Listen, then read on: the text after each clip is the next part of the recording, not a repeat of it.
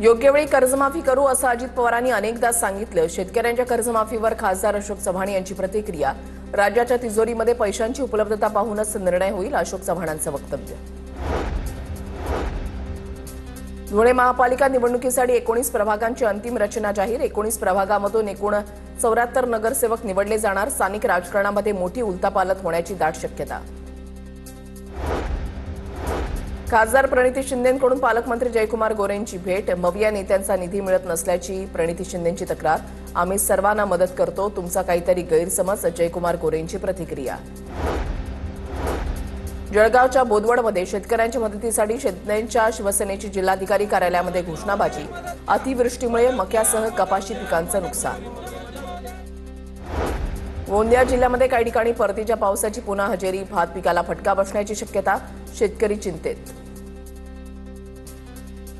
हिंगोली आणि सेनगाव तालुक्याचे नाव अतिवृष्टीच्या यादीमध्ये न आल्यानं ठाकरेंची शिवसेना आक्रमक. शेतकऱ्यांनी घाबरून जाऊ नये, आम्ही पाठीशी आहोत. खासदार नागेश पाटील आष्टीकरांचं शेतकऱ्यांना आश्वासन.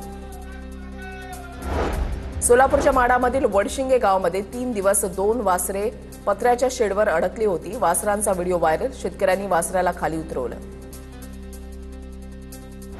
सांगलीमध्ये पालिकेच्या अतिक्रमण पथकाची रात्रीच्या सुमारास कारवाई. बुलडोझर घेऊन बाजारपेठेमधील अतिक्रमण हटवलं.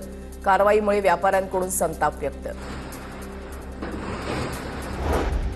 बीडमध्ये प्रतिबंधित रेस्पिफ्रेश टीआर कफ सिरपचा साठा आढळला. जप्त केलेल्या सिरपचे नमुने तपासणीसाठी संभाजीनगरला पाठवले.